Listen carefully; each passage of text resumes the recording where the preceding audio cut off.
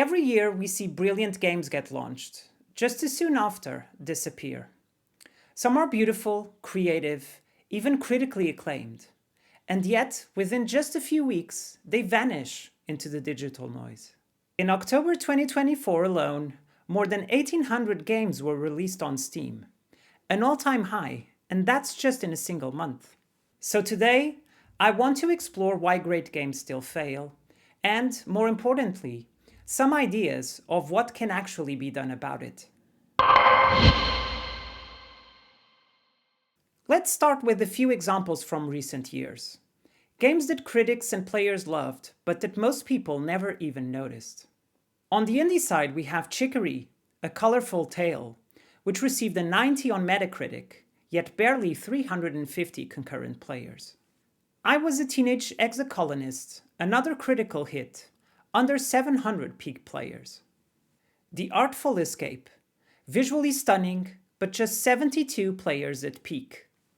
Norco, 89 Metacritic, more than 100,000 copies sold, yet little traction beyond its core audience. Thank goodness you're here. Quirky, funny, well-reviewed, still under 700 concurrents. Then we have mid-sized AA studios, which even with publisher and marketing support, face the same struggle.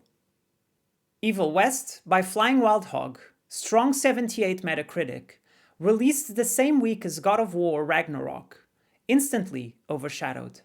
Immortals of Aveum from Ascendant Studios, a visually impressive magic shooter backed by EA Originals, but poor timing and unclear messaging left it adrift.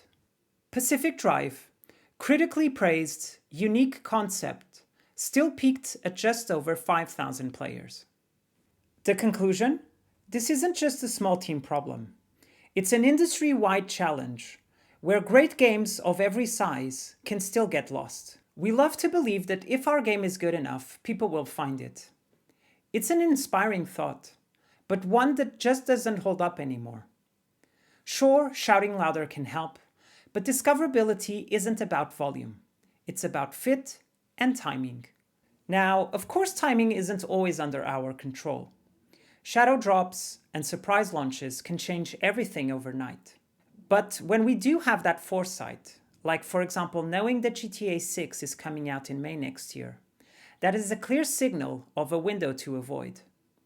Even a great game can be crushed by the noise of a cultural juggernaut.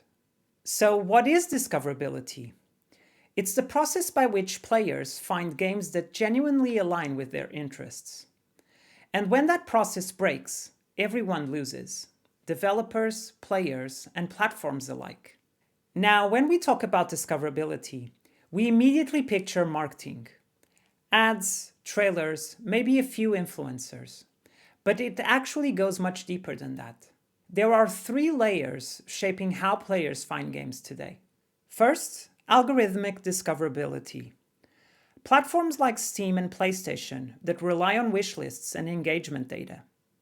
While it seems democratic on paper, what we often see is that once you fall below the visibility line, recovery is nearly impossible. Then we have community discoverability. Discord, Reddit, short-form video, and creator coverage may be slow in building an audience, but they can definitely drive authentic growth through conversation, not ads. And finally, we have cultural discoverability. This one is about tying your game's story to the current cultural moment. As an example, Sea of Stars succeeded because it tapped nostalgia right when players wanted warmth and comfort. And the numbers back it up. In its annual video games marketing survey, marketing agency Bastion shows us that 31% of studios see discoverability as their #1 challenge. Paid media ranks lowest in effectiveness, while organic influencer marketing and authentic content lead the way.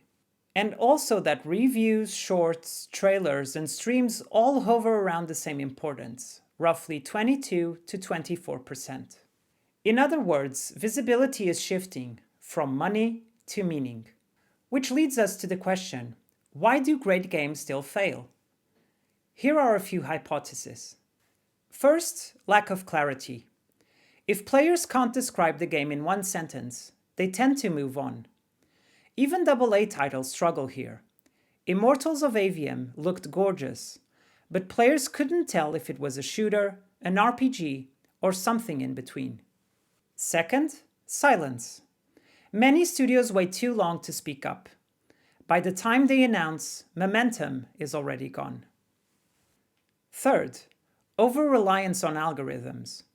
Look at Potions by Renee Gittins. 10 years in development, a perfectly timed launch, until EA shadow dropped 11 old titles on the same day. Her game vanished from Steam's trending lists overnight. Sure, things seem to have turned out well in the end, as the story went viral, but that was luck, not strategy. Fourth, audience mismatch. Wrong tags, misleading visuals, or a confusing capsule art can kill curiosity in seconds. And finally, no conversion path. Wishlists don't mean sales unless players are nurtured. The question isn't how many people saw it, but how many of them actually came back.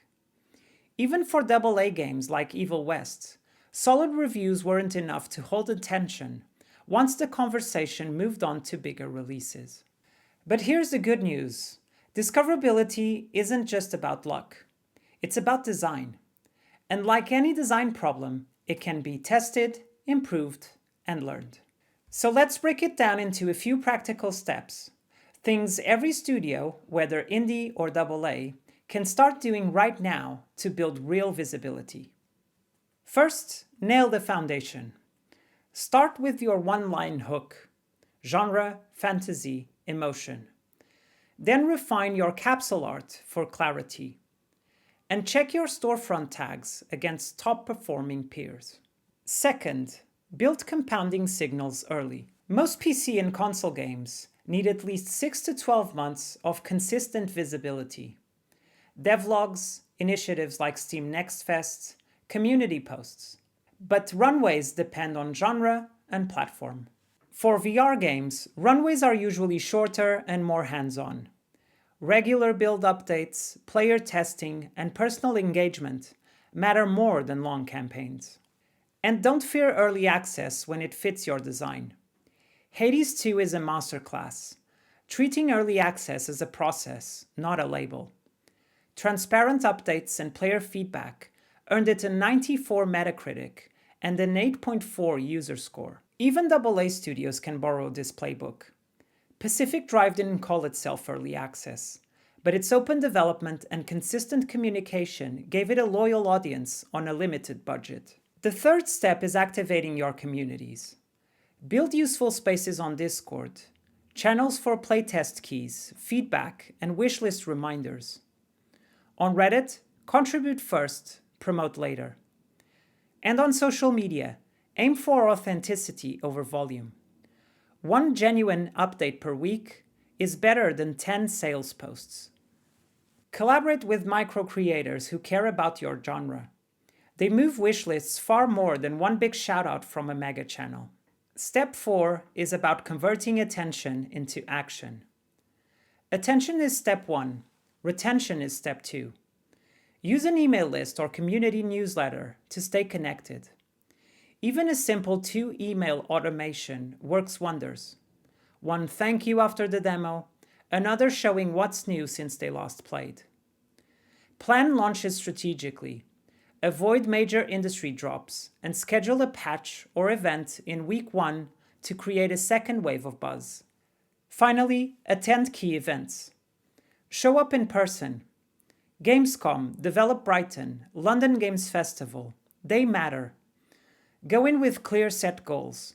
For example, 10 creator meetings, 5 press talks, and a 500 wishlist uplift. And don't forget to bring a press kit, a QR demo link, and a 30-second pitch you can say with confidence. Another trap that developers tend to fall into is the idea that longer means better. Extending playtime to stretch word of mouth is a strategy used by some studios, especially AAA, but it can also often backfire.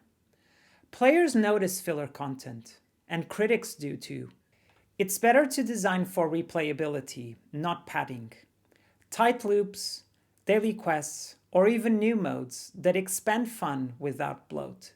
Of course, this problem isn't only on developers. Platforms, publishers, and media all share responsibility. And we are seeing progress.